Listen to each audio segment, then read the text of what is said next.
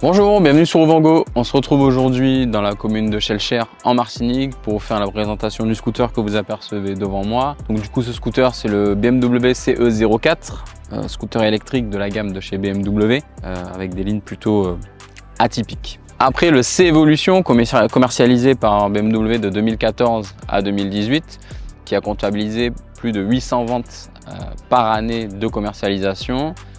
BMW a décidé de se relancer sur le marché du scooter électrique avec ce nouveau CE04. Disponible en deux déclinaisons, une déclinaison conduisible avec le permis A2 et une autre déclinaison qu'on essaye aujourd'hui justement, qui est une déclinaison équivalent permis 125. Donc permis 125, véhicule utilisable avec une formation de 7 heures et le permis automobile. Un design radical, des lignes très spécifiques, un garde-boue court, des jantes pleines, une selle plate, un scooter très long. Voilà. On va en parler tout de suite pour expliquer un petit peu tous ces détails techniques. Donc au niveau des jantes, on a des jantes qui sont alors pas pleines à l'avant, mais quasiment pleines. C'est un petit peu spécial au niveau design. L'arrière, pareil, on est sur des jantes. Là par contre, on est sur une jante qui est complètement pleine, de couleur noir mat. C'est assez joli esthétiquement. Et de l'autre côté, que vous verrez sur les petits plans de détail, on a une jante qui va être sur un monobras, donc très visible. Ça a presque l'esthétique d'une jante de voiture, c'est assez particulier. Au niveau du garde-boue avant, c'est aussi très spécifique. On a un garde-boue qui est très court, très court, assez coupé au sabre, on va dire entre guillemets, avec des protections de pieds de fourche et de disques qui rappellent un petit peu ce qu'on a sur les motocross généralement pour protéger de la boue au niveau du freinage. Donc c'est assez particulier, mais ça donne son petit look et son petit style futuriste. C'est ça qui fait aussi l'esthétique du CE04. Donc toujours au niveau de l'avant, au niveau du phare, on est sur un phare full LED avec une très belle signature lumineuse. On va remonter un petit peu sur la face avant. On arrive du coup sur un petit saut de vent alors, qui est purement esthétique, qui va protéger peut-être un petit peu le compteur, mais qui donnera pas spécialement de protection au niveau du conducteur. De couleur orange transparent, c'est plutôt sympa. Ça suit un petit peu l'esthétique avec les petits détails orange du scooter en lui-même. Ensuite, de part et d'autre de ce saut de vent, on a deux clignotants. Donc les clignotants avant qui sont en technologie full LED, qui sont très jolis, qui éclairent très bien. Derrière ce saut de vent, on découvre un grand compteur TFT couleur de 10,25 pouces qui est plutôt bien dans un effet un petit peu panoramique. Et il faut savoir qu'il est commun à la BMW 1250 RT. Le compteur va être plutôt bien fait. On a un compteur qui est vraiment qui propose une belle visibilité. Vraiment, on a beaucoup de menus. On peut aller donc du coup dans le menu du véhicule dans lequel on a de la personnalisation sur pas mal de choses, notamment là voir par exemple tout ce qui va être pression des pneus, autonomie restante, service, voilà, tous les petits réglages avec l'ordinateur de bord, l'ordinateur de voyage, la pression des pneumatiques, le service d'échéance. On peut aussi du coup revenir dans les menus et aller par exemple dans le menu navigation, médias ou téléphone s'ils sont connectés. On a aussi après un menu réglage qui donne accès à pas mal de choses, type réglage général du véhicule avec voilà, alarme, le niveau d'éclairage du compteur, réglage du système, paramètres de charge. Il y a beaucoup de choses, notamment une connectivité mobile qui est plutôt bien faite. On va en parler tout de suite. L'application BMW est plutôt bien faite, elle va permettre de voir vraiment pas mal de choses, notamment l'autonomie restante, le pourcentage d'autonomie de la batterie, le kilométrage restant en utilisation, la météo là où on est. Les infos sur la maintenance, on peut connecter des accessoires, on peut voir aussi les informations sur les derniers trajets qu'on a effectués, avec même la carte qui va donner les informations sur le trajet qu'on a fait, sur la date de départ, l'heure, le nombre de temps qu'on a mis, vitesse maximum, altitude, etc. Donc il y a vraiment beaucoup d'informations et on a même des petites statistiques avec l'enclenchement de l'ABS, là où on a fait les vitesses maximales, les degrés d'inclinaison, ça c'est quand même exceptionnel. Voilà, donc il y a vraiment pas mal de choses au niveau des degrés d'inclinaison, voilà, angle max d'inclinaison, la puissance en G, voilà, franchement l'application est super bien faite. Ensuite on passe donc sur les commodos qui sont pareils, relativement simples mais plutôt bien faits. On dispose sur le commodo de gauche de la molette de sélection qui est assez typique des BM, sur les 1250 GS, etc. On a les warnings, le bouton des feux diurnes, le bouton menu, un bouton favori qu'on peut programmer, le bouton de la marche arrière, les clignotants et le klaxon. Donc au niveau du commodo de droite, on va avoir le coupe-circuit, la possibilité d'avoir les poignées chauffantes qui sont une option, les modes de conduite, et voilà, c'est déjà plutôt pas mal au niveau de notre commodo de droite. Donc la mise en contact s'effectue par le biais de la clé, avec un système de keyless access. On va tout simplement appuyer un coup pour faire la mise en contact du scooter. Voilà, pour avoir accès au compteur et au démarrage, à l'accessoirisation, etc. Pour ce qui est aussi du coup de la boîte à gants. Donc, boîte à gants qu'on va pouvoir ouvrir grâce à un petit bouton qui se situe juste en bas. On accède donc à cette boîte à gants avec prise USB type C qui permet de ranger le téléphone à l'abri, étanche, et aussi une boîte ventilée parce que quand il y a des fortes températures, voilà, BM a choisi de ventiler la boîte à gants pour éviter on va dire de brûler vos appareils électroniques. C'est quand même un choix qui a été plutôt tactique. Ensuite, donc pour tout ce qui est prise de charge, on peut l'ouvrir effectivement, par contre là sans forcément mettre le contact. On va venir y accéder ici, on va retirer la petite prise et on va venir brancher du coup à l'intérieur notre prise pour recharger le scooter. On retrouve aussi au niveau du tablier, en dessous du Neyman, une petite prise 12 volts qui est un petit peu spécifique à BMW. Ce sont des prises accessoires 12 volts qui correspondent à BM, c'est pas du traditionnel. Ensuite, on passe sur la selle assez atypique, assez spécifique, une selle plate, très longue. Faut savoir que BMW met à disposition la possibilité de configurer 6 selles différentes. On peut avoir une selle avec un dosseret, on peut avoir une selle qui est dite confort, qui va être plus rembourrée. On peut aussi avoir une selle où on peut y apposer un top case avec un support de top case déjà prévu à cet effet-là. Donc c'est l'avantage d'être plutôt personnalisable. Donc voilà, c'est vrai que celle-là est très plate, c'est la selle de base entre guillemets, qui va être assez simple avec du bicolore et un tout petit revêtement antidérapant sur le dessus pour éviter de glisser. Au niveau du design, autre aspect optionnement au niveau de la selle, c'est vrai que l'esthétique de la selle est quand même assez particulier, très plate. On dirait presque une planche de skate plus qu'une selle de moto entre guillemets de scooter. Donc voilà, c'est un petit peu spécifique. On peut être amené aussi malheureusement à manquer un petit peu de confort dessus quand même. Elle est un petit peu plate et un petit peu rigide. Donc vous me direz, scooter électrique dit câble de recharge, évidemment ça va de soi, mais où les ranger? Voilà, sachant l'esthétique de la selle, on se doute bien qu'en dessous il n'y a pas de place. Non, c'est faux. Du coup, BMW a travaillé quelque chose de très intéressant. Ils ont travaillé un coffre sur le côté. Coffre qui va s'ouvrir, qui est freiné par un vérin, qui va être aussi étanche, éclairé, rétroéclairé. Il y a une petite lumière à l'intérieur et donc dans lequel je disais qu'on malheureusement ranger un casque intégral, ça peut être un petit peu compliqué. Par contre, pour ce qui est des câbles de charge, on a l'avantage de pouvoir les mettre sans problème, que ce soit la prise secteur ou que ce soit même la prise spécifique pour la borne. On peut les mettre à l'intérieur les deux et venir fermer le coffre pour les avoir rangés à l'intérieur. Donc ce coffre qui va permettre de ranger les câbles de charge, que ce soit le câble borne, que ce soit le câble secteur qui va permettre de brancher le scooter avec le transformateur. On a aussi en espace intérieur la place quand même de pouvoir mettre un casque, pas un casque intégral, ça sera plus un casque jet de gros gabarit. Suivant le gabarit de l'intégral, ça pourra passer. Moi, le mien, par exemple, ne passe pas. Mais en tout cas, voilà, c'est un gros avantage. On a un coffre qui est étanche, qui est éclairé, qui a un petit vérin freiné. C'est plutôt pas mal. Par contre, ne comptez pas mettre forcément les câbles et le casque. Donc pour la partie du coup repose-pied, l'avantage c'est qu'on a un scooter du coup qui va permettre une certaine polyvalence au niveau de l'assise. On va pouvoir tout aussi bien avoir les pieds droits, plats, posés, que les pieds allongés. Alors moi je fais 1m73, je peux bien les allonger. Après l'intérêt aussi de cette selle, là pour le coup qui n'a pas forcément de dosseret, c'est qu'on va pouvoir aussi si besoin se reculer un petit peu si on va avoir une conduite beaucoup plus longue. J'appellerais ça limite une conduite typée custom, hein, avec les jambes un petit peu allongées.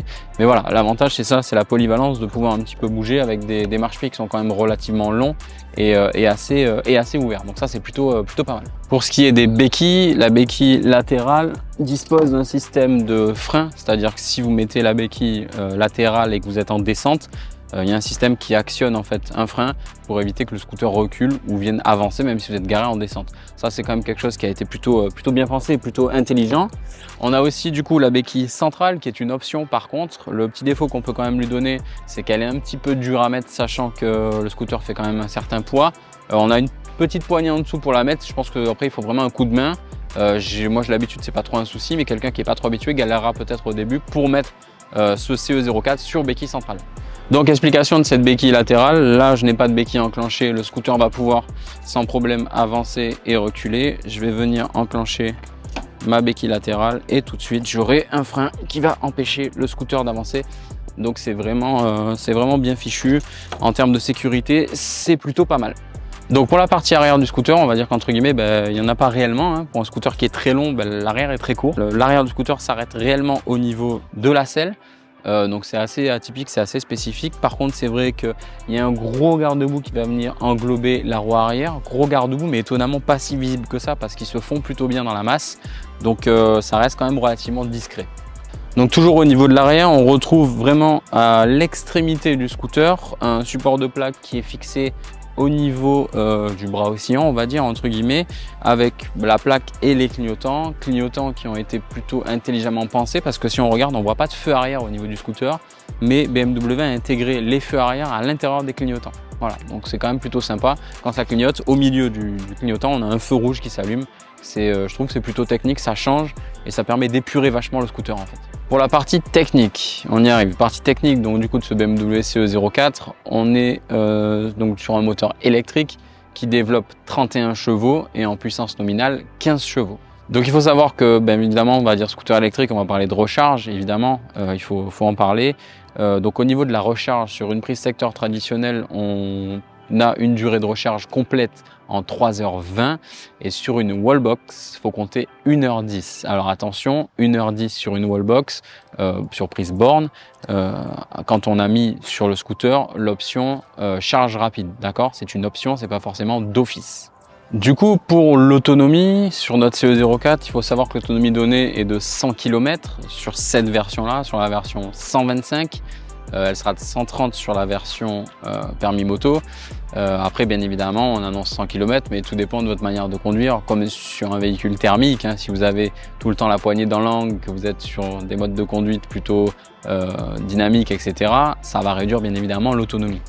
Donc justement, la version permis moto, la version conduisible avec son permis moto, est une version qui va proposer une puissance plus haute. On sera sur 42 chevaux et puissance nominative de 31 chevaux. La version permis moto est une version qui a une autonomie plus grande, 130 km, ce qui va bien évidemment allonger les temps de recharge, 1h40 sur wallbox et 4h20 sur prise secteur.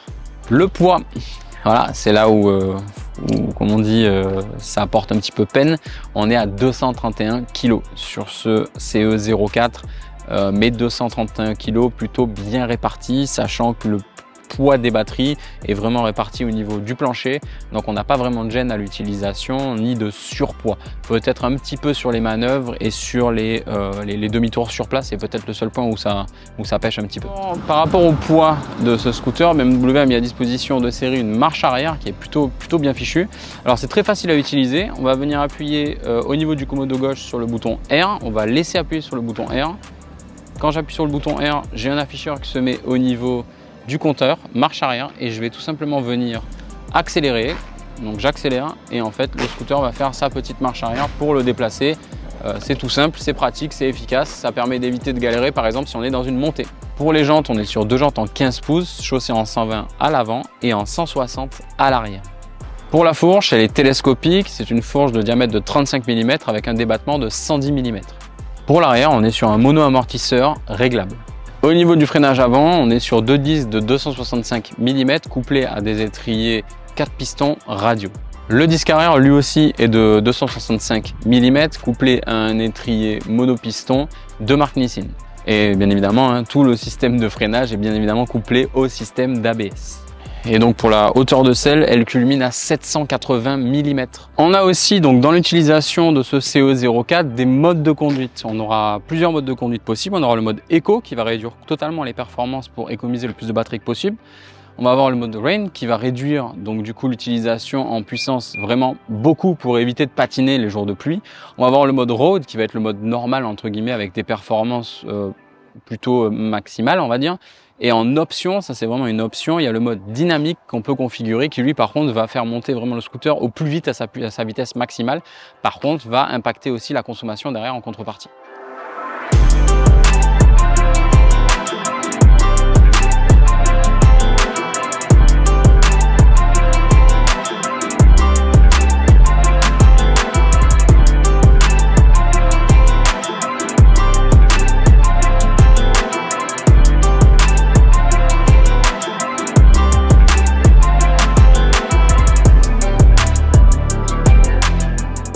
nous voilà rendus maintenant à la fin de l'essai de ce BMW CE04. Qu'est-ce qu'on peut en dire de cet ovni sur roue? Donc pour ce qui est du look, c'est assez radical, hein. De toute façon, c'est soit on aime, soit on n'aime pas. Les avis sont assez partagés. Il y a des gens qui aiment, des gens qui n'aiment pas.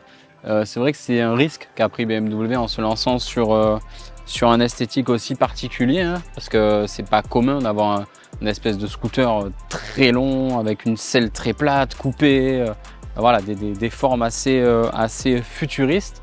Mais bon, honnêtement, quand on voit quand même les statistiques de vente de ce produit, on se doute que finalement ça a quand même plutôt du succès au niveau de la partie commerciale. Donc maintenant on va dresser un bilan des points positifs et des points négatifs. On va commencer tout d'abord par les points positifs. Le premier point positif, qui est quand même pas des moindres, c'est l'accès sans contact. C'est quand même super confortable, c'est quelque chose qu'on connaît déjà chez BMW depuis un petit moment, mais c'est vachement agréable de pouvoir garder la clé dans sa poche et pouvoir tout faire sans sortir la clé.